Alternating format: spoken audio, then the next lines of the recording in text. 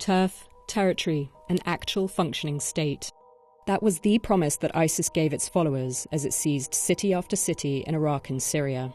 Building this so-called caliphate was an essential part of their self-proclaimed destiny.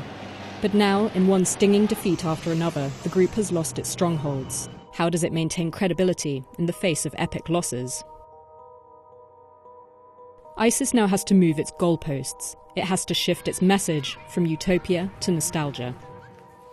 In Iraq and Syria, it's retreating into a guerrilla insurgency, buying time. And online, it'll continue to urge followers to fight in their home countries. At first, ISIS cherry-picked the Quran and ancient Islamic prophecies and declared their goal as tamkin, meaning territorial strength, as promised by God in the Quran. Their chief communications strategist, Abu Muhammad al-Adnani, said if the group failed to achieve this, God should punish and destroy them. When ISIS succeeded in seizing Syrian and Iraqi territory, it appeared to followers that God was on the group's side.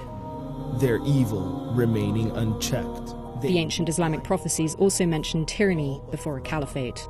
Combat troops will not be returning to fight in Iraq. ISIS conveniently branded the US and the West its tyrannical adversaries. And the group seized Dabiq, a Syrian town prophesied to be the site of a great battle against Rome's armies to spark the end of days. The group was so confident after taking Dabiq that they appeared to tout another goal beyond holding territory, to usher in the apocalypse so they can meet their maker in their lifetimes. But instead of being met by Rome's armies, they were met with relentless airstrikes. They lost Dabiq in an unremarkable battle. In summer 2015, ISIS's territorial successes peaked, but they had also started losing ground.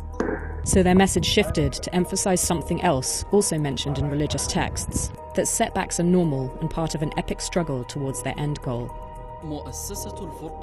In May 2016, spin doctor al-Adnani downplayed the importance of territory, saying that real Muslims can only be defeated if the Quran were removed from their hearts. And he said they could now retreat into the desert to regroup, as they'd done in the past. Al-Adnani was killed in an airstrike soon after. Over the last year, ISIS leader Abu Bakr al-Baghdadi has emphasized faith and steadfastness. He urged soldiers of the caliphate to keep fighting and to attack from the group's so-called provinces. And ISIS has increasingly appeared to be reminiscing in its publications about how successful their caliphate had been, as inspiration to keep fighting for what has now been lost. We have our eyes on Constantinople and Rome. The numbers of Westerners travelling to join ISIS has dropped significantly. The group recently resorted to trying to recruit women and even floated the idea of crime as a form of jihad.